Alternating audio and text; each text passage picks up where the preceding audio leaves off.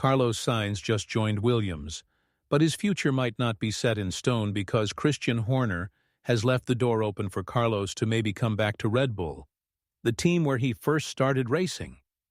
Carlos is now working hard with Williams, but honestly, their 2025 season looks pretty rough, and they'll probably focus all their energy on getting ready for 2026 instead.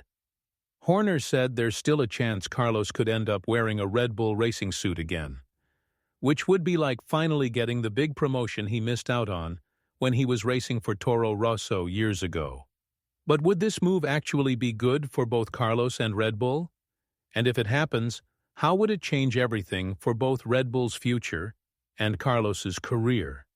One of the biggest topics everyone in Formula One is talking about right now is definitely who will be driving for Red Bull, because lots of people are wondering if Lawson really did enough good work to earn the seat next to Verstappen when he's only raced 11 times so far. Plus, people are talking again about Verstappen's future because his dad has been speaking up. And everyone knows his dad is usually the one who speaks for Max about how he really feels about things. So basically, nobody really knows for sure who will be driving for Red Bull after 2025 ends. This is exactly why Red Bull might consider bringing in someone from outside their group of drivers, which is something they did before with Perez, and way back in 2006 with another driver named Coulthard, so it could totally happen again. When Horner talked about this possibility, he said Carlos is a really great driver, and there are still options open with him for the future. He explained that Carlos was actually considered as a driver for their team, and in many ways, it would have made perfect sense to sign him. But they decided to look at their own young drivers instead, and put their faith in their junior program because it attracts more young racers who can see there's a real path to Formula One. And if they had gone outside their program, that wouldn't send the right message. Because there's so much competition now for young drivers, even kids who are only 13 or 14 years old, between all the different teams. This competition is actually good because it means teams are investing money in young talent. But when you join the Red Bull program, you can see a clear path that pretty much promises you'll get to Formula One if you do well enough. All of this is true, but Carlos also came from one of these junior programs, and even though he didn't get promoted when he first started in Formula One with Verstappen, which made him leave for Renault, Carlos has really grown and improved as a driver during his time with Ferrari. He has won 4 races in his career, and the most amazing one happened when he chose his own strategy during the 2022 Silverstone race, where he ignored what his team told him to do and managed to climb to the top step of the podium and win. What we can't forget is that even though Vowles from Williams says it's not true, it seems like there might be a special rule in Carlos's contract that says he could switch teams if a better spot opens up on the racing grid. When Vowles first denied this, and all the good seats were already taken, but now with all the recent shakeups happening inside Red Bull's team, which includes Max too, there could be a real chance that Carlos will end up wearing the same racing suit that his old teammate from 2015 Verstappen got when he moved up from the Red Bull driver Kvyat. Also, Carlos is thought to be one of the smartest drivers on the racetrack, and when everyone found out he wouldn't be part of Ferrari starting in 2025, his early performances in 2024 were absolutely incredible. He led Ferrari to a 1-2 finish in Australia, and many people started questioning whether Ferrari made the right choice by signing the older Hamilton instead of keeping Carlos on their team.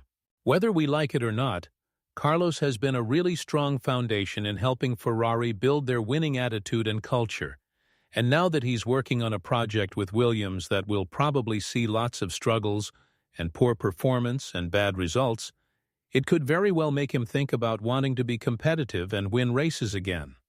Obviously, Red Bull's decision to invest in their own young drivers is a smart move because, like Horner says, it gives hope and excitement to whoever is part of their academy in the lower levels of Formula One. But Lawson has been put under a lot of pressure even before he's driven a single full-time race as a main Red Bull driver. And Dr. Marco said there are certain things they will be looking at to decide if they want to keep Lawson for a longer time. Of course, if he doesn't meet these requirements, it doesn't automatically mean that Red Bull would look toward Carlos as his replacement because they still have Yuki Tsunoda to test out. But the fact that the Japanese driver is connected with Honda and not directly with Red Bull shows that maybe having a competitive driver like Carlos is actually the best choice. When talking about what they expect from Lawson in his first season as a Red Bull driver, Dr. Marco has said that Lawson should be able to stay within 0.3 of a second of Max's times, both in qualifying and during the races. That should be enough for him to collect points for the Constructors' Championship, and gradually he will have to improve as much as possible, but always keeping in mind that he is driving alongside the best Formula One driver right now. In doing this, he should not get involved in the technical side of things like car setups and race strategies, which is something other teammates have done in the past. Liam will have to accept that Verstappen is the best, and they will see how close he can get, but he should not get in the car with the goal of beating Verstappen because that has gone wrong with all his teammates in the past. This statement is pretty embarrassing and hurtful at the start of Lawson's career, and it hasn't even begun yet. He has to accept the fact that he will be the second driver at Red Bull, and he won't interfere with Verstappen's championship quest. It's not that we expected he would do that, just like we didn't expect it from Perez, but at least on several occasions, Perez tried to do it and actually won a couple of races. With Lawson, it's all different. And this could be pretty discouraging because the only chance he could be looking at to be competitive is hoping for Verstappen to have a car breakdown or a bad race, or just going for a desperate attempt and hoping that he can somehow outperform the champion himself in the same car. Now Red Bull has faced their own drop in performance, which was mainly shown through Perez's performance, where he finished 8th in the Drivers' Championship while his teammate won the title with a couple of races still left to go. However, now that all the teams are more evenly matched, Red Bull is going to need two very strong drivers to compete at the front. And while they invested a lot in their academy drivers and promoting one of them instead of the more experienced Carlos, it might not be the right move at all. There is already tons of pressure within the Austrian team, and Horner has been very clear that the philosophy of the team is going to stay the same. They have a lead driver, and if you can get close to Verstappen, that would be amazing for the team. But it's not necessary that you should beat him, because it's quite an impossible mission on its own. Explaining more about the future of Red Bull's driver lineup, Horner said Max Verstappen is the most valuable person in Formula One, and he is their lead driver. If you can get close to him, that's fantastic. But the reality is that they expect Max to win. A team like Ferrari next year, for example, is going to have two drivers that are going to be taking points away from each other. Which horse do you bet on? You have to bet on both of them, but that sometimes creates problems and divisions within a team. Now, to say that Carlos can challenge Verstappen is probably a bit unrealistic, but to say that he has way more realistic chances of doing that than Lawson is probably the truth. After all, we're talking about a driver who has won races on his own and has driven for top teams. So whether we like it or not, Carlos has proven that he has the skills of a Formula One driver who can be a great help to any team out there. It's not a coincidence that Vowles has spoken very highly about his driver lineup for 2025, saying that he believes it's one of the best, if not the best, on the grid, something that people made fun of him for on social media.